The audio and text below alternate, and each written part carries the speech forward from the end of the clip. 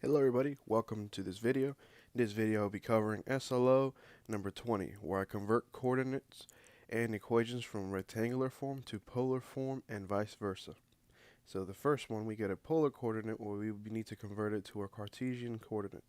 So given 5 comma pi 3, we will be using the equation x equals r, which is the distance, cosine theta, which is the angle. In this case will be pi 3. So for y, we'll get r, which is a distance, which is 5, times sine theta, which is pi over 3. In this case, we get r, 5, cosine pi over 3, where it gives you 5 times a half. And then for y, you get 5 sine of pi over 3. In this case, it would be 5 times square root 3 over 2. So you will have here, if you put this over 5, it'll be divided. We just multiply straight across. Actually, not put it over 5. Multiply straight across gives you 5 over 2. Here as well, multiply straight across gives you 5 square root 3 over 2. So the second one, we also got a polar coordinates to Cartesian. So given 2 comma 7 pi over 5, using the same equation as the previous one, where x equals distance, which is r, in this case 2, cosine theta, which is 7 pi over 5, and for y you get r, which is 2, sine theta. So you get x 2 times cosine of 7 pi, you get 2, and you get negative 0.30.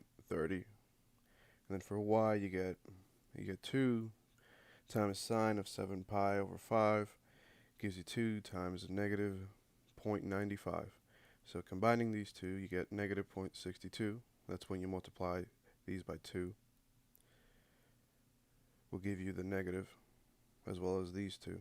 2 times the negative 0.95 is negative 0.90. For the third one, a similar thing. We're going to be converting polar coordinate to Cartesian coordinate. We're going to be giving negative 7 pi, or negative 7 comma 9 pi over 5, using the same equation as x equals r cosine theta and y equals r sine theta. So in case you're wondering why we're using cosine, is because it correlates with the x, and why we're using sine, because it correlates with the y. So you get x equals negative 7 cosine of 9 pi over 5. In this case, it would be negative 7 times 0.80, or 0.81.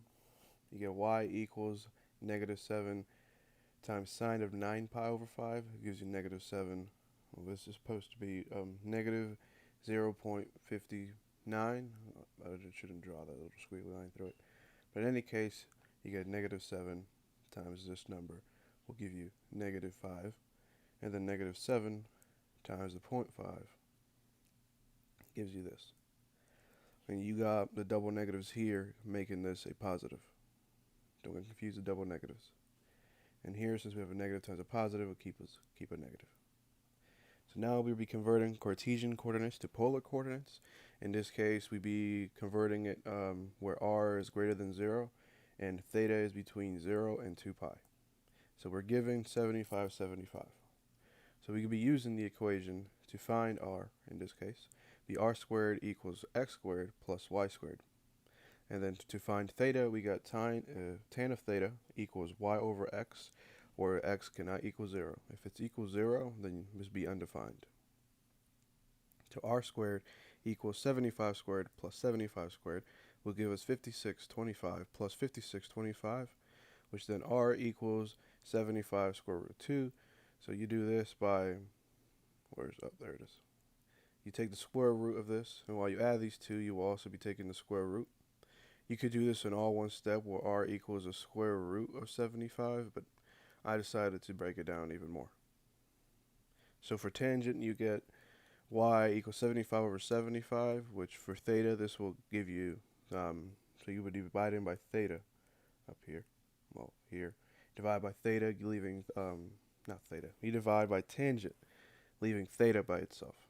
So in most cases, this will be the answer as far as you get, but I went an extra step, and I got theta to equal pi over 4. Since it equals that good, professor might accept this answer, but more than likely he's just going to leave it there. He's going to leave it 75 pi, square root 2 comma tangent, or arctangent of 75 over 75.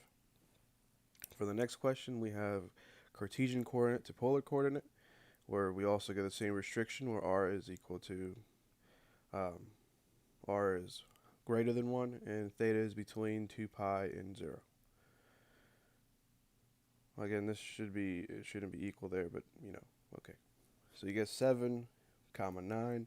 R squared would be the equation we'd be looking for to get r. R squared equals x squared plus y squared. And for tangent, b equals y over x. In this case, r squared equals 7 squared plus 9 squared gives you 49 plus 81. Again, you could do everything in one step by taking the square root of this here. So you could take the square root here, and you could knock this one down. But I decided to distribute, and then you take the square root here, which then gave me the square root of 130. And now for tangent of theta, u equals 9 over 2. When you divide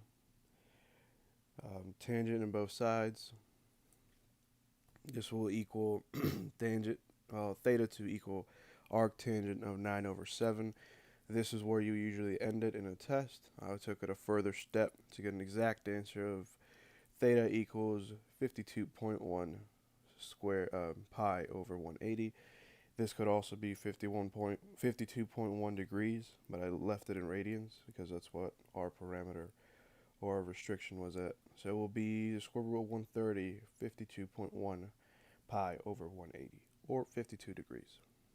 That will be the answer your professor or your test might give you a choice. It might not go to the exact point. So the next one we have, well, there's supposed to be a 6 there. Question number 6, not 5. So question number 6. We get r is greater than 0, and the theta will be between 0 and 2 pi. So given 12, 25, we can be using the equation r squared equals x squared plus y squared, and tangent theta equals y over x, where x cannot equal 0. So we take r squared equals 12 squared plus 25 squared gives you 144 plus 2, 625. Again, like I said, you could take the square root of r and do everything one step. I distribute even more. R in this case equals a square root of 769. So for tangent, you will get equals 25 over 12, which is y over x. You get tangent, you divide tangent by both sides.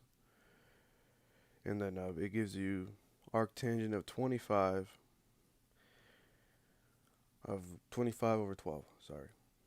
In this case, that will be the accepted answer in a test. But I went even further down. That way I could get an exact answer, as in degrees or radians, or you can convert either one between it. So in this case, I got 64.4 pi over 180, which just will equal 64.4 degrees if you were to keep it in degree form. So that will be the exact answer, and this will be probably the answer accepted in your test, or one of the options in your test. And thank you for watching the video.